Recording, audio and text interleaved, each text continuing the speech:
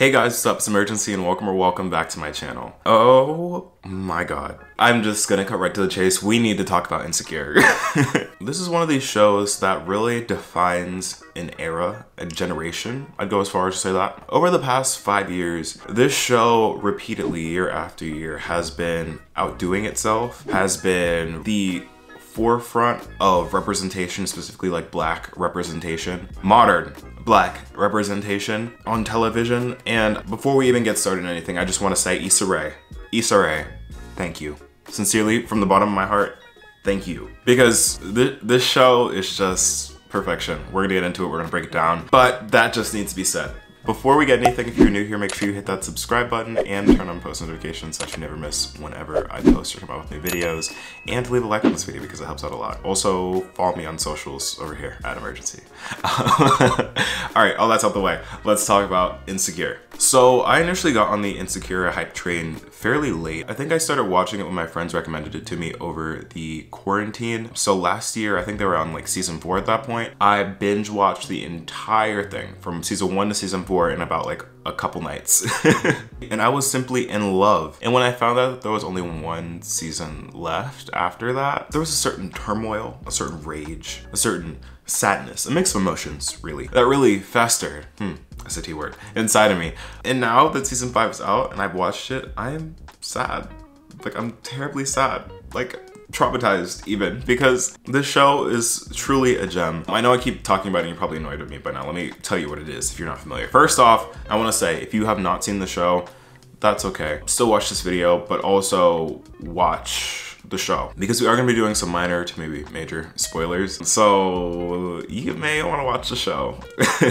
Or if you have no plans of watching the show, consider this your Cliff Notes version of it, so whenever someone's talking about it, you can be like, yeah, I've seen it, but strongly watch the show. The show basically follows Issa in her ventures from her mid to late 20s into her early 30s, and just showing like what life is like for a black person and black people in LA. And if you're unfamiliar with who Issa Rae is, she is basically the person who coined the term and really popularized the term awkward black girl. And if you've seen my last video talking about awkward black boys, go and check out that video. Yeah, she had this really popular web series called The Awkward Black Girl in the early 2010s, came out with a book, and then came out with like a series that eventually turned into Insecure. And the show is so great because it just shows like black people existing. I saw this one tweet that was praising Insecure for having 5 amazing seasons focused around black people and black stories without once mentioning COVID or police brutality. And to that, I strongly agree, because I feel like we've talked on this channel before, and this discourse isn't really unique to this channel. People have been talking about it for a while, that we need some more black stories that don't involve black trauma. And this show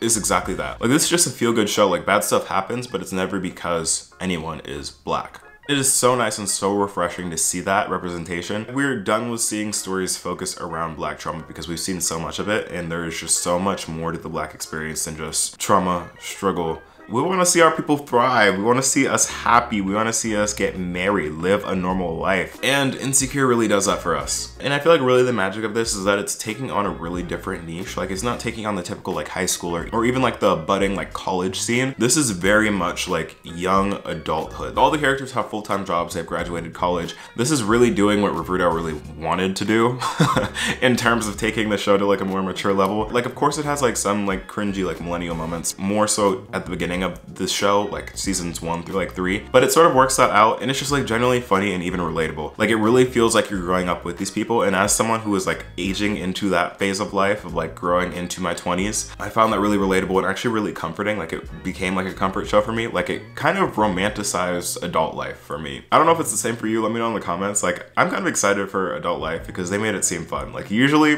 when I'm thinking about graduating next semester, I am dreading it because I'm like, oh, taxes, bills, job, real life, you know? They make it seem fun and worth it, and I think the real core of that is like their friendships, like Issa's friendships with Molly, Kelly, Tiffany, and then branching it off to all of like the men in their lives, like Tiffany's husband, Issa's like on again, off again boyfriend Lawrence, and many, many others. It just seems like this whole community of people all just living in LA, living their adult lives, like of course having their own struggles of trying to figure out what they want to be when they grow up, what their life is gonna look like, and also just like getting older. Like, it's still very much a coming of age thing, but it's not set as teenagers. And I find that so interesting and so unique and so intriguing just because we don't see that too often. And specifically, we don't see that with Black stories. And let me say one thing. The biggest flex of this show, for Issa, really, is that throughout 5 seasons, 5 years of this show, Issa has not dated or been with one ugly man. Like, can we...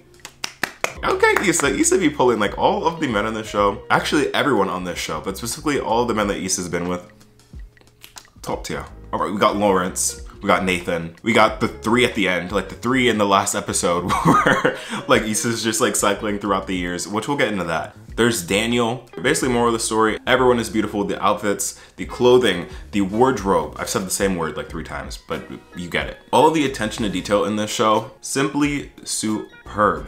This video is like literally just like Remy fanboying over Insecure for 10 minutes straight. But that's okay. The first character I really want to break into, we already talked about Issa, really. I feel like the character that struggled most throughout the show, and personally that showed the most growth for me, has to be Molly, Issa's best friend. Molly at the beginning of the show was really uptight and rigid. She had her really nice, good corporate job. She was a lawyer, moving up the ranks in her firm, really successful career-wise, but romantically and kind of socially, she was really unhappy and unsatisfied just because she couldn't really find love. And a lot of that had to do with herself and her own upbringing, like really expecting too much from life and from people, and like having really unrealistic expectations for herself, for her career, for her love life, and just projecting all of that onto everyone around her. And just seeing her work throughout the entire series was so good because you could see like her growth was not linear. Like it wasn't one of those things where like every season she just got better. Like she had her moments where she stepped back, really felt like she went back and reverted completely to who she was before, and then sprang back forward and just grew some more. And that really realistic depiction of growth was so refreshing and so good because I really started rooting for Molly at the end. Like I really wanted Molly to win, and I'm so glad that the ending ended the way it did and she got what she wanted. Like I'm so glad that she was finally happy because she deserves it. Like I said, she struggled the most this season. Like in season 5, traumatic. Literally traumatic for her. I think season 5 is really just showing Molly like the final test of time, like showing she's becoming like the best version of herself, and life keeps throwing stuff at her to try and bring her back to who she was before, but luckily she's able to stick through and be happy. I love that for her. And the next character I want to talk about is Lawrence. And Lawrence, I feel like, has one of the largest fandoms in the show. Maybe not really for all the right reasons, but he definitely is like one of the most popular people on this show. And I see why. Lawrence really, throughout this season, throughout this whole show, just needed to figure out what he wanted.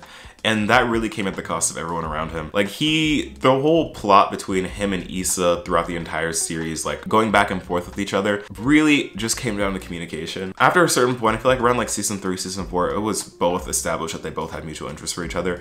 Lawrence just wouldn't make a move. And every time he would make a move would be at the worst moment. He needed someone consistently to push him to actually make decisions for himself. Like even though he grew up out of his stage of like not being a bum, really, he still has like bum mentality in the sense that like he struggles to make any large decision by himself. Like usually his friends need to tell him what to do. Like the whole thing of like him ending up, sorry, spoiler alert, spoiler, skip to this part, skip past this part. The whole thing of him ending up with Issa would not have happened at all if his friend did not push him to actually say something, because he would have went on for years without ever saying anything to Issa about how he felt. Like Lawrence, come on baby, you're successful, you're handsome, but like still do something for yourself. I'm not glad things ended exactly the way they did, but I'm glad that they ended with each other. Although I will say for like those two, I really hope that Nathan gets some help. Like after the show, like I hope like during the breaks he's gotten some help, because Nathan really would have been great for Issa. He just has issues. That's really all there is to it. He has issues that he needs to work through, and until he gets those really fine-tuned and worked out, I just didn't see it working out completely for Issa and him, because he was, I don't know, just too conflict avoidant. Now let's get into the ending, friends. Let's get into the ending. That last episode of season 5, I felt kind of rushed, but I think it was intentionally rushed, which is why I'm okay with it. The episode basically revolves around different points of people's lives, like the cast's lives, usually revolving around people's birthdays. Go, shawty. It's my birthday. And big celebrations like that. And I think that's meant to symbolize, like, when you get to a certain age, the only really times you get to see everybody, and the only real times you get to like take a moment to relax, or like during big events like people's birthdays where you all get together. So I guess it was really symbolizing that, how time flies so fast and you only really get to check in during birthdays, and how things change so much between each of those periods, which I really liked. And also made me kind of sad, because I don't want life to be like that. I'm afraid it's going to be regardless. And like I said throughout this video, I really liked how it ended. I really liked how people's characters were brought to a close. I'm glad that everyone ended off happy. I just think that very last scene was so random to end on. Like at them going to like a party or something, and then it just cuts off and that's it. Like that's the end. I'm like, that's it? I want more. Why did it end like this? And it just made me very sad. Like I was very, very, very sad that it ended. I think it had to. It was the end of an era. And like I said before, it was an amazing pillar of representation of just like the really quirky black person just here live on TV or on HBO Max, really. No. And it's really sad to see it go because it was such an important piece of representation for so many. But I really do hope that its impact is not lost throughout the generations. I definitely see this being something that is like categorized as like one of like the best of our generation, really, because I feel like it is in terms of just like general representation. And I hope that it inspires more and more content like this to be published in the future and to also become more mainstream because we really need it. And frankly, we deserve it. It's long past due. I feel like some people are gonna be mad if I don't mention Kelly. Kelly throughout this whole season, Kelly throughout this whole series. What do you call those? Taco. A taco!